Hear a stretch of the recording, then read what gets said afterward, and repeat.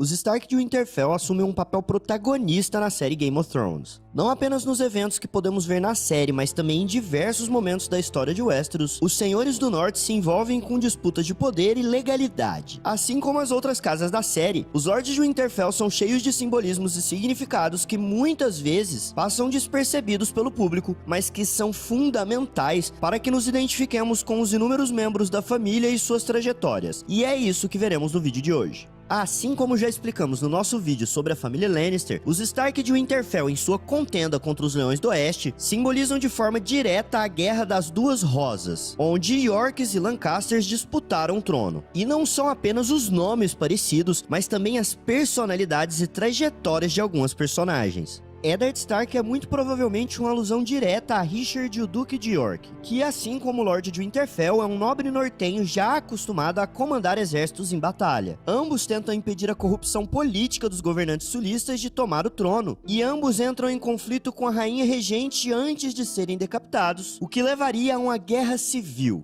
Outro membro da família que demonstra similaridades com um dos muitos envolvidos na Guerra das Duas Rosas é Robb Stark, que assim como Eduardo IV, quebrou uma aliança política envolvendo um casamento entre famílias nobres. Mas a simbologia da casa Stark não se limita apenas à sua semelhança com os York, sendo também muito ligada à história que está sendo contada na saga.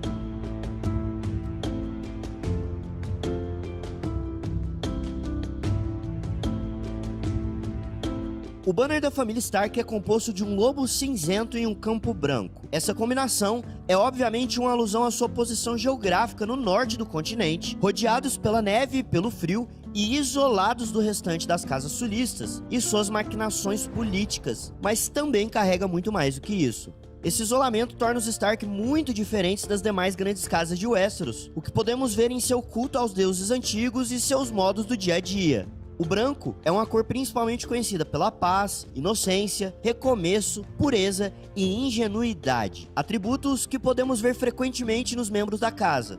Enquanto Bran, Arya e Sansa estão diretamente ligados à pureza e inocência da juventude, Robb simboliza o recomeço e a busca pela paz, e assim como Jon e Eddard, a inocência quando se tratando das dificuldades que a vida lhes reserva.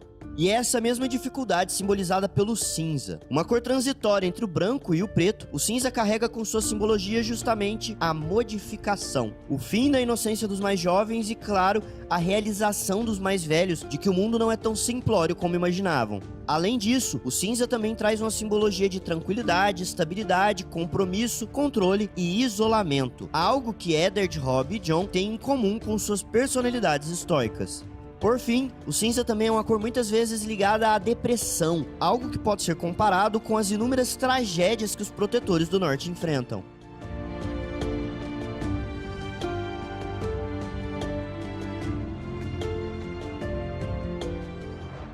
De todos os animais símbolos das casas de Westeros, poucos representam também a simbologia de sua família. O lobo cinzento é um animal conhecido por formar alcateias e andar em grupo, e isso é visível nos eventos de Game of Thrones. É somente quando estão juntos que os Stark conseguem prosperar, e nos momentos em que se encontram separados, suas trajetórias são sempre difíceis, carregadas de dor e sofrimento.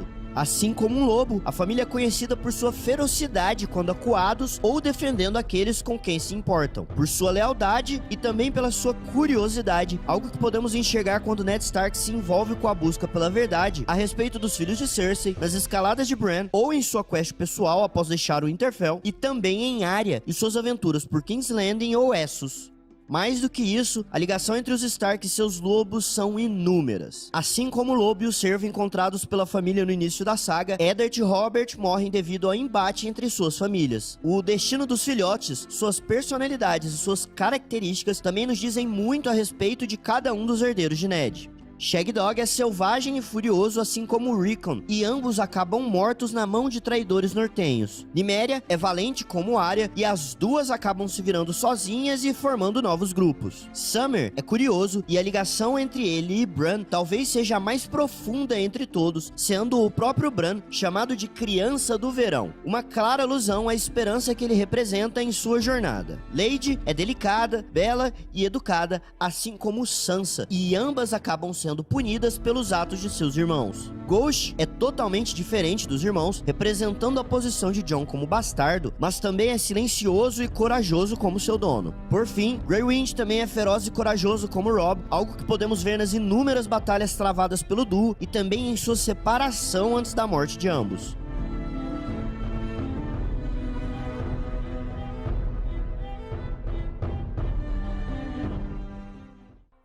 Winter is coming.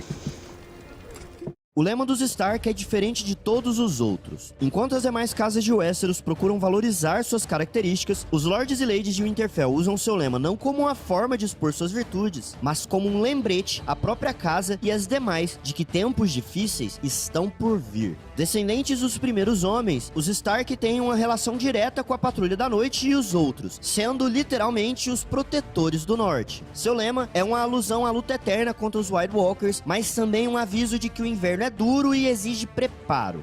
Essa metáfora se aplica de várias formas, mas principalmente no fato de que não importa quão bem as coisas estejam, os momentos difíceis e sombrios sempre estão chegando. Nenhum dos Stark representa tão bem esse senso de preparo quanto Ned Stark.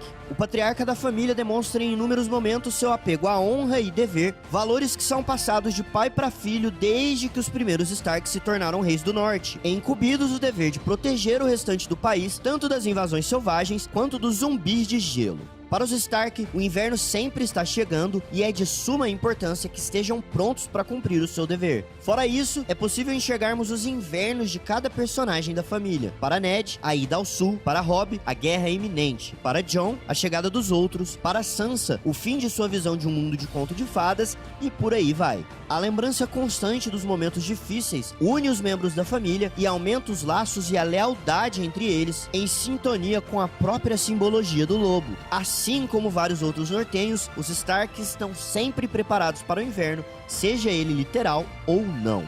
Diferente de todas as casas de Westeros, os Stark são fortemente apegados às suas raízes. A distância e o isolamento do norte os tornam sérios e dedicados aos seus deveres, preparando geração após geração para a chegada do inverno. E, ironicamente ou não, é justamente a união desse preparo constante com o isolamento geográfico, político e social que torna os membros da família tão unidos quanto uma alcateia. Situação que podemos ver claramente na relação entre Ned e seus irmãos e que se torna ainda mais visível quando seus filhos são separados, algo que os leva a vivenciar os piores momentos de suas vidas. Goste você ou não dos Stark, é inegável que suas personalidades e seus modos não são em vão, e que as demais casas fariam bem em continuar se lembrando do lema dos Senhores de Winterfell, afinal, o inverno está chegando.